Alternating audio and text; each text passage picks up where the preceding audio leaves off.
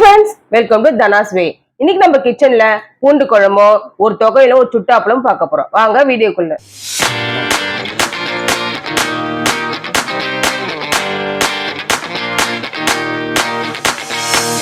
Stove on பண்ணி ஒரு pan வச்சாச்சு.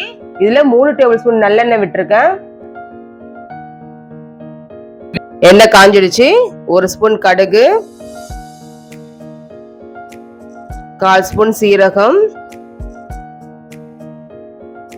1 ஸ்பூன் வெந்தயம்,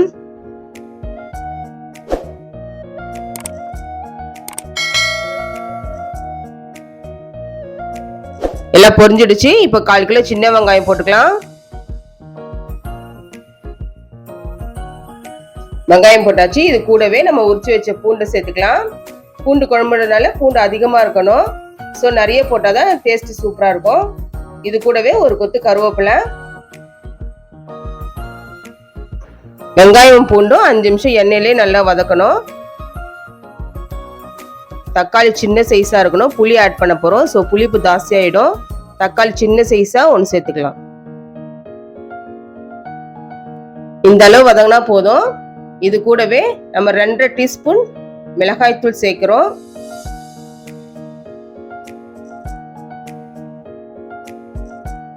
இந்த குழம்புக்கு தேவையான அளவு உப்பு,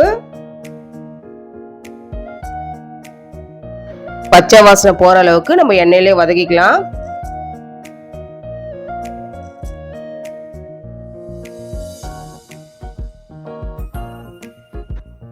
ஐம்பது கிராம் புளி கரைச்சி வச்சிருக்கேன், அதை ஊத்திக்கலாம். நல்லா கலந்து விட்டுக்கலாம்.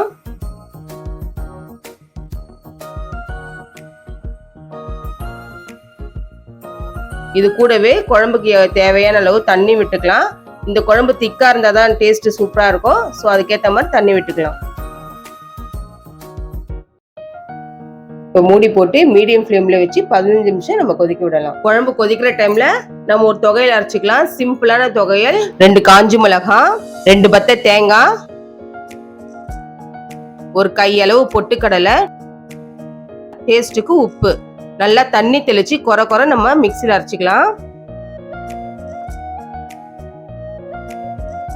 தொகையில் ரெடி ஆயிடுச்சு. அதிக தண்ணி ஊற்றக்கூடாது, சட்னி மாதிரி ஆயிடும். தண்ணி தெளிச்சு கொரன்னு இந்த மாதிரி அரைச்சிக்கலாம்.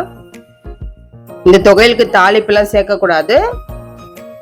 பூண்டு குழம்புக்கு இது செம்ம காம்பினேஷன். இது செஞ்சு பாருங்க.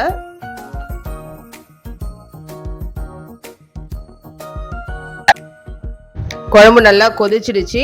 இந்த டைம்ல ஒரு கொட்டைப்பாக்கு அளவு நம்ம வெல்லம் சேர்த்துக்கலாம். வெல்லம் போட்ட பின்னாடி ஒரு 5 நிமிஷம் நல்லா கொதிக்கணும். மூடி போட்டுக்கலாம். எண்ணெயில பொரிச்சு அப்பளத்தை விட இந்த மாதிரி சுட்ட அப்பளம் சேர்த்து சாப்பிட சொல்ல சூப்பரா இருக்கும்.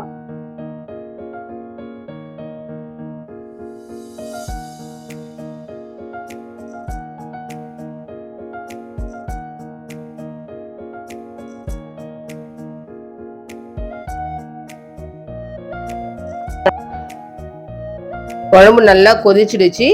இப்போ நம்ம ஊத்தின எண்ணெய் எல்லாம் பிரிஞ்சு வந்துடுச்சு. இப்போ ஒரு கொத்து கருவேப்பிலை போட்டு ஸ்டவ் ஆஃப் பண்ணிக்கலாம்.